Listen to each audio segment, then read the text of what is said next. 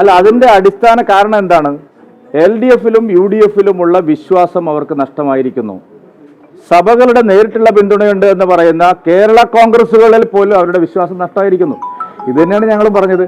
കേരളത്തിൽ മതന്യൂനപക്ഷങ്ങളെ കാണുമ്പോൾ സർക്കാരിന് രണ്ട് തരത്തിലുള്ള സമീപനമാണ്. ഇവിടെ 80-20യുടെ വിഷയം വന്നു. വിഭവങ്ങൾ പങ്കുവെക്കുമ്പോൾ സംവരണത്തിന്റെ കാര്യത്തിൽ 20% മാത്രമാണ് ക്രിസ്ത്യൻ സമൂഹത്തിന് കിട്ടിയത്. അത് പോരാ. 18% വരുന്ന ക്രൈസ്തവർക്ക് ജനസംഖ്യാനുപാതികമായിട്ടുള്ള ശതമാനം ലഭിക്കണം, വിഹിതം ലഭിക്കണം. ഏതെങ്കിലും പൊളിറ്റിക്കൽ പാർട്ടി പറഞ്ഞിട്ടുണ്ടോ? ഞങ്ങൾ മാത്രമേ പറഞ്ഞിട്ടുള്ളൂ. Only Bharatiya Janata party. അതായത് മറ്റൊരു പാർട്ടിയും പറഞ്ഞിട്ടില്ല. അപ്പോൾ ആ വിഷയത്തിൽ ഞങ്ങളെടുത്ത സമീപനം ശരിയായിരുന്നു. ക്രൈസ്തവ മതന്യൂനപക്ഷങ്ങൾക്ക് ധാരാളം പ്രശ്നങ്ങളുണ്ട്. അവിടെയെല്ലാം LDF-ഉം UDF-ഉം അവരെ അവഗണിച്ചുകൊണ്ട് മുസ്ലിം ന്യൂനപക്ഷത്തിന് വേണ്ടി മാത്രം നിൽക്കുന്നു എന്നുള്ളതാണ് പ്രധാനപ്പെട്ട പ്രശ്നം. അത് ഞങ്ങളുടെ പ്രശ്നമല്ല, ക്രൈസ്തവ സമൂഹത്തിൻ്റെ കൺസേൺ ആണ്. ഞങ്ങൾ നോക്കിയപ്പോൾ അതാണ് ശരി, അവർ പറയുന്നതാണ് ശരി. രണ്ട് മതന്യൂനപക്ഷങ്ങളെ രണ്ട് രീതിയിൽ കാണുന്നത് ശരിയല്ല. അതുകൊണ്ട് ഈ വിഷയത്തിൽ ഒരു സമീപനം വേണം. ഞങ്ങൾ മാത്രം ആ സമീപനം എടുത്തുള്ളൂ. കോൺഗ്രസിന് ധൈര്യമില്ല. ഇപ്പോൾ വെള്ളാപ്പള്ളി നടേശൻ്റെ മലപ്പുറം പ്രസ്താവനയുടെ പേരിൽ എന്തൊക്കെ ബഹളമാണ് ഇവർ നടത്തുന്നത്. ഇവിടെ എന്തെല്ലാം ആക്ഷേപങ്ങൾ ക്രൈസ്തവ സമൂഹത്തിനെതിരെ ഉയർന്നു വന്നു. അവരുടെ അവകാശങ്ങൾ ചോദ്യം ചെയ്യപ്പെട്ടു. അപ്പോഴൊന്നും ആരും പ്രതികരിച്ചില്ലല്ലോ. പാലാ ബിഷപ്പ് ഹൗസിന് നേരെ ആക്രമണം നടന്നപ്പോൾ കത്തോലിക്ക സഭയുടെ പിന്തുണയുണ്ടെന്ന് അവകാശപ്പെടുന്ന കേരള കോൺഗ്രസ്സുകാർ പോലും അവിടെ വന്നില്ല. ഞങ്ങൾ പോയി. ഞങ്ങൾ വോട്ടിട്ടെന്ന് വിചാരിച്ചിട്ടല്ല, പാലയിൽ ഈ തെരഞ്ഞെടുപ്പിൽ ജയിക്കാമെന്ന് വിചാരിച്ചിട്ടല്ല ഞങ്ങൾ പോയത്. ഞങ്ങൾ മാത്രമേ പോയിട്ടുള്ളൂ. എല്ലാ പ്രശ്നങ്ങളിലും അവരെ ഒറ്റപ്പെടുത്താനും അരികുവൽക്കരിക്കാനുമുള്ള ശ്രമം നടന്നപ്പോൾ എല്ലാ സന്ദർഭങ്ങളിലും ഭാരതീയ ജനതാ പാർട്ടി പോയിട്ടുണ്ട്. അത് ഇനിയും ഞങ്ങൾ പോകും. അത് വോട്ട് ബാങ്ക് താല്പര്യത്തിലല്ല.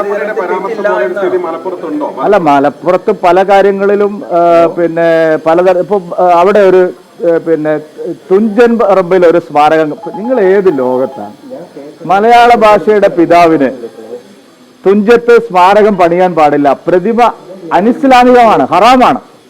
നിങ്ങളൊക്കെ അതിനെ പിന്തുണയ്ക്കല്ലേ LDF-ഉം UDF-ഉം? വെള്ളാപ്പള്ളി നടേശൻ പറഞ്ഞാൽ എന്താ തെറ്റുള്ളത്?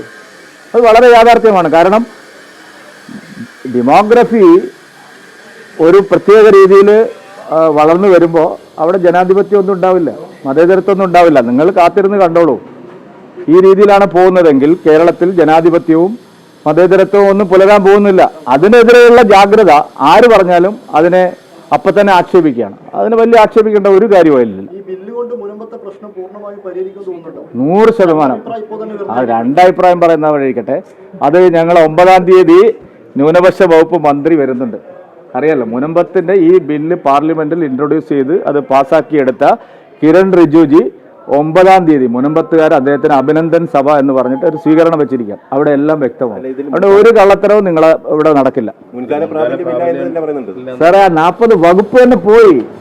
ആർട്ടിക്കിൾ 40 അത് ആ വകുപ്പ് തന്നെ എടുത്തു കളഞ്ഞു. ഇനി കോടതി പോവാം, ലിറ്റിഗേഷൻ പോവാം. ഇപ്പൊ നിങ്ങൾ ട്രിബ്യൂണലിൽ മാത്രമേ പോകാൻ പറ്റുള്ളൂ. അതായത് വഖഫ് ബോർഡിലെ മുല്ലാക്കന്മാർ തീരുമാനിക്കുന്ന ട്രിബ്യൂണലാണ്. അവിടുത്തെ ജഡ്ജിമാർ, അവിടുത്തെ വക്കീലന്മാർ. എന്നിട്ട് അതിന്റെ പിന്നിൽ അടിമകളെ പോലെ സ്ഥലം നഷ്ടപ്പെട്ടവർ പോകണം. അതായിരുന്നു നിങ്ങളുടെ നിയമം, കോൺഗ്രസിന്റെ നിയമം. അതൊക്കെ മാറി. ഒരു സംശയം വേണ്ട. ഞങ്ങൾ അവരുടെ റവന്യൂ അവകാശം, നികുതി അടച്ച് അവർക്ക് സാധാരണ പൗരന്മാരെ പോലെ കഴിയാനുള്ള അവകാശം സംരക്ഷിക്കപ്പെടുന്നത് വരെ ഉണ്ടാവും. അല്ലാതെ ബില്ല് പാസ്സാക്കിയിട്ട് പോവില്ല.